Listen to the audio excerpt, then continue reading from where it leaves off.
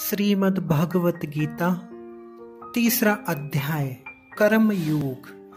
अर्जुन उवाच ज्यायसि चेत् कर्मणस्ते मता बुद्धि जनार्दन ततकी कर्मणि घोरे मां नियोजयसि केशव। व्यामि मिश्रेणेव वाक्येन बुद्धि मोहयसीव मे तदेकं वद निश्चित्य येन श्रेयो अहमाप्नुयाम्। हे केशव, आपके मत के अनुसार कर्म आदि की अपेक्षा व्यवसायात्मिका गुणातीता भक्ति विषयणी बुद्धि ही यदि श्रेष्ठ है तो फिर मुझे घोर युद्ध रूपी कर्म करने की अनुमति क्यों दे रहे हैं? आपने जो उपदेश दिए हैं वे श्रवण करने से नाना प्रकार के अर्थों वाले लगते हैं, क्योंकि कहीं तो आप भगवत कृपा से प्राप्त होने वाली निर्गुणा भक्ति का उपदेश दे रहे हैं और कहीं पुनः मेरे अधिकार को बताते हुए कर्म करने का आदेश दे रहे हैं। आप मुझे ऐसी ज्ञान की शिक्षा दीजिए जिससे मैं संसार बंधन से मुक्त हो जाऊं। मुझे एक ऐसा उपदेश कीजिए। लोके अस्मिन् दुविधा निष्ठा पुरा प्रोक्ता मया नघ ज्ञान योगेन सांख्याना कर्म योगेन योगिना। न कर्मणा मनारंभात्रैष्कर्म पुरुषो अश्नुते न च संन्यास सनादेव सिद्धि समधि गच्छति। भगवान ने कहा, मैंने इससे पहले अध्यायों में जो कहा है उसमें मेरा उपदेश नहीं है। सांख्य योग और कर्म योग परस्पर अलग अलग रूप से मोक्ष प्राप्ति के साधन हैं। भक्ति योग को छोड़कर और कोई मोक्ष का उपाय नहीं है। नहीं कश्चित् क्षणमपि जातु तिष्ठत्याकर्म कृत कार्यते ह्यावसः कर्म सर्व प्रकृति जैर्गुण। कर्मेन्द्रियाणि संयम्य य आस्ते मनसा स्मरन् इंद्रियार्थान् वेडु विमूढ़ात्मा मिथ्याचार स उच्यते। जिसका चित्त शुद्ध नहीं हुआ उसका केवल कर्मेंद्रियों को संयम करने से कुछ होने वाला नहीं है। वह व्यक्ति कर्मेंद्रियों का संयम कर मन ही मन में विषयों का चिंतन करता रहता है। इसलिए ऐसे मूढ़ व्यक्ति को मिथ्याचारी कहा जाता है। नियतम कुरु कर्म तुम कर्म ज्यायो ह्या कर्मणः शरीर यात्रा पीचते न प्रसिद्ध येद कर्मणा। यस्येन्द्रियाणि मनसा नियम्यारभते अर्जुन कर्मेन्द्रियः कर्मयोगमसक्तः स विशिष्यते। हे अर्जुन, जिन्होंने मन के द्वारा सभी इंद्रियों को संयम करते हुए कर्मेंद्रियों द्वारा गृहस्थ धर्म में कर्म योग आरंभ कर दिया है, उसमें यदि वे निर्बल भी हैं तो वो भी मिथ्याचारी से तो श्रेष्ठ हैं, क्योंकि वर्तमान में निर्बल होने पर भी कर्मयोग करते करते क्रम से फल की इच्छा का त्याग कर भविष्य में शक्तिशाली बन जाएंगे। इसलिए हे अर्जुन, तुम निर्गुण भक्ति प्राप्त करो। यज्ञार्थात् कर्मणो अन्यत्र लोको अयं कर्म बंधनः तदर्थ कर्म कौन्तेय मुक्त संग समाचर। सह यज्ञा प्रज्ञा सृष्टवा पुरोवाच प्रजापति अनेन प्रसविध्य ध्वमेश वो अस्तुष्ट कामधुक।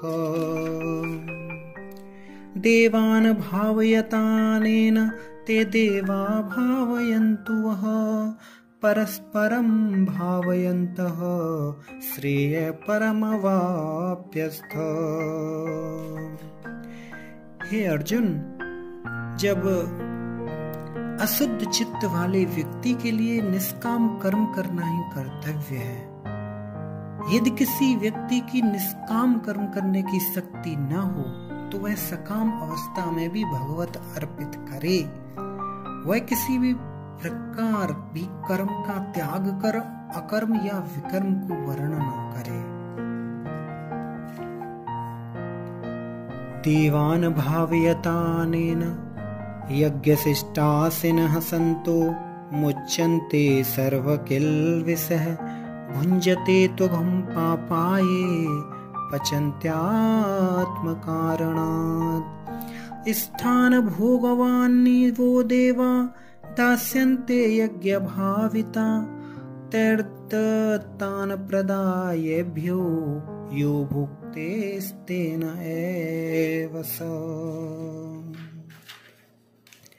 अत्रान् भवन्ति भूतानि पर्जन्यादन्न संभवः यज्ञाद् भवति पर्जन्यो यज्ञे कर्म समुद्भवः। जो लोग यज्ञ आदि का अवशेष अन्न आदि ग्रहण करते हैं वे पंचसूना से होने वाले सारे पापों से मुक्त हो जाते हैं। और जो केवल स्वार्थवश अपने लिए ही पकाते हैं और भोजन करते हैं वे सभी पाप ही खाते हैं। कर्म ब्रह्मोद्भवं विद्धि ब्रह्माक्षर समुद्भवम् तस्मात् सर्वगतं ब्रह्मा नित्यं यज्ञे प्रतिष्ठित। एवं प्रवर्तितं चक्रं नानुवर्तयति ह्यः अघायुरिन्द्रियारामो मोघं पार्थ स जीवित। यस्त्वात्मरतिरेव स्यादात्मतृप्तस्य मानव आत्मन्येव च सन्तुष्ट इस्तस्य कार्यं न विद्यते।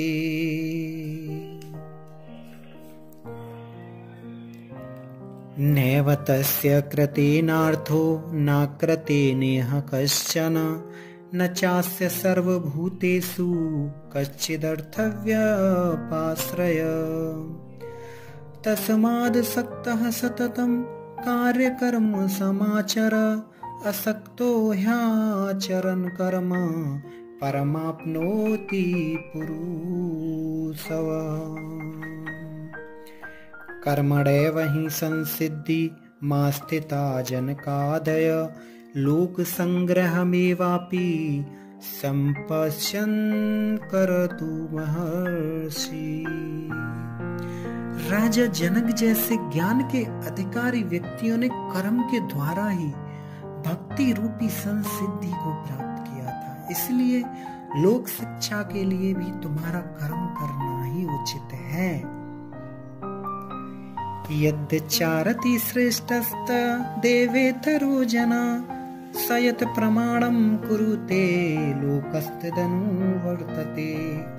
न मे पार्थास्ति कर्तव्यं त्रिषु लोकेषु किंचन नानवाप्तमवाप्तव्यं वर्त एव च कर्मणि। यदि ह्यायं न वर्तेयं जातु कर्मण्यतन्द्रितः मम वर्तमान वर्तन्ते मनुष्या पार्थ सर्वश। श्रेष्ठ लोग जैसा आचरण करते हैं साधारण लोग भी वैसा ही आचरण करने लगते हैं। यदि श्रेष्ठ लोग जिसे प्रमाण रूप से स्वीकार करते हैं दूसरे लोग भी उन्हीं का ही अनुसरण करते हैं। हे पार्थ, मैं परमेश्वर हूँ। इन तीनों लोकों में मेरे लिए कुछ भी करना कर्तव्य नहीं है, फिर भी मैं कर्म करता हूँ। यदि मैं सावधानी पूर्वक कर्म ना करूं तभी भी मनुष्य मेरा अनुसरण करते हुए कर्म का त्याग कर देंगे। उत्सीदेयुर्मे लोका न कुर्या कर्म चेदहम् शंकरस्य च कर्ता स्यामुपहन्यामि मा प्रजा।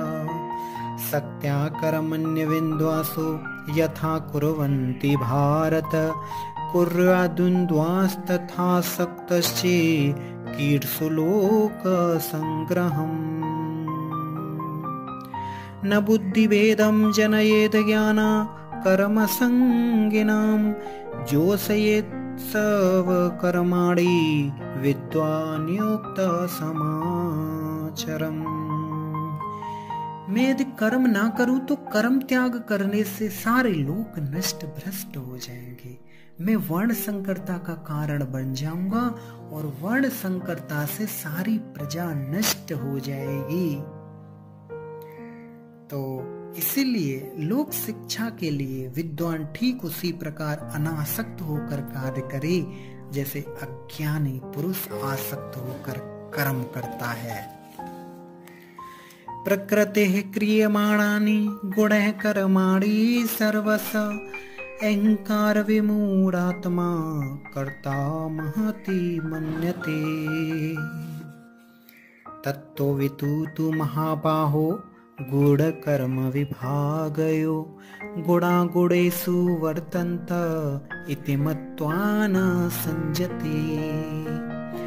प्रकृतेर्गुण समूढ़ा सज्जन्ते गुण कर्मसु तान कृत्स्नविदो मंदान कृत्स्नविन्न विचालये।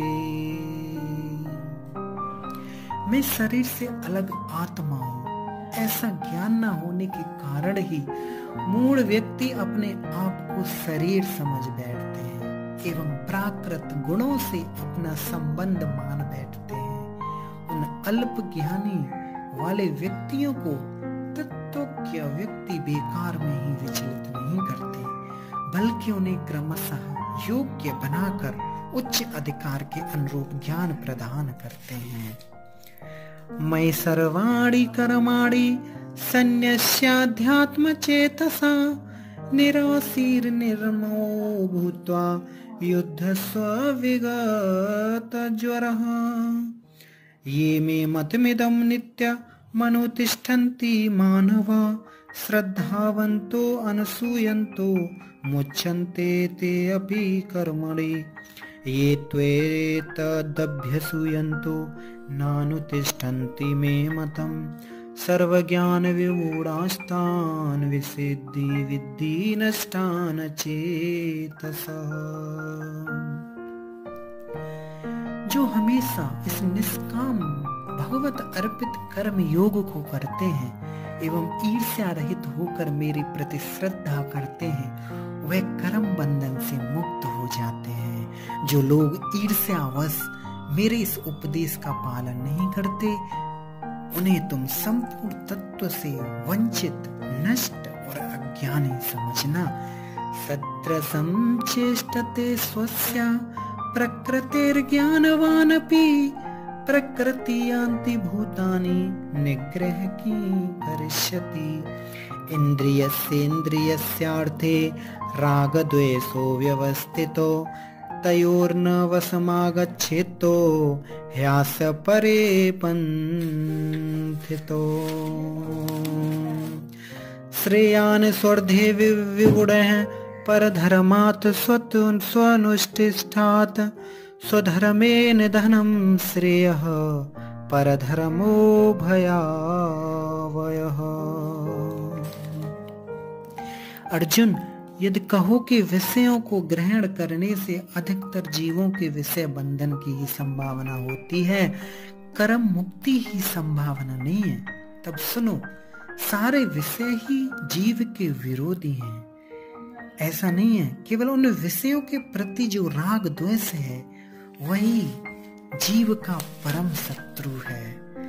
अथ अर्जुन उवाच अथ केन प्रयुक्तो अयं पापं चरति पुरुषः अनिच्छन्नापि वार्ष्णेय बलादेव नियोजितः। काम एष क्रोध एष रजोगुण समुद्भवः महासनो पापात्मा विद्ये निःवैरिणम्। धूमेनाव्रियते वर्हिर्यर्थादर्शो मलेन च यथोल्बेनाव्रतो गर्भस्तथा तेनेदमाव्रतम्।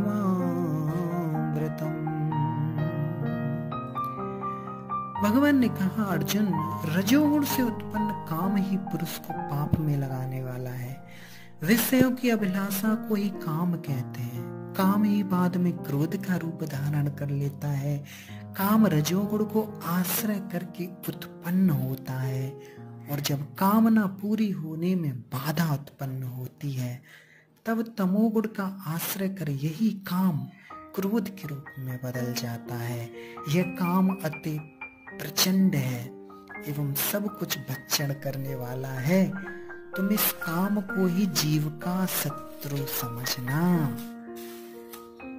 आवृतम ज्ञान में तेन ज्ञानिनो नित्य वैरिणा काम रूपेण कौन्तेय दुष्पूरेणानलेन च इंद्रियाणि मनोबुद्धिरस्याधिष्ठानमुच्यते एतैर्विमोहयते स ज्ञानमावृत्य देहिनम् तस्माद् त्वमिन्द्रियाण्यो नियम्य भर्तर्षभ पाप्मानं प्रजहि हूनं ज्ञान विज्ञान नाशनम्। इसलिए हे भरतर्षभ, तुम सबसे पहले इंद्रिय आदि को नियमित करके ज्ञान विज्ञान को ध्वंस करने वाले इस महापाप रूपी काम को जय करो, और काम को कृष्ण सेवा में अर्पण करके उनके प्रेमात्मक स्वरूप का अवलंबन करो। इंद्रियाणानि परान्यहुरिन्द्रियेभ्यं परं मनः मनसस्तु परा बुद्धिर्यो बुद्धे परतस्तु सः एवं बुद्धे परं बुद्ध्वा संसद्भ्यात्मनमात्मना जहि शत्रु महाबाहु कामरूपम दुरासदम्। संक्षेप में कहता हूं कि तुम जीव हो, यही तुम्हारा तत्व है।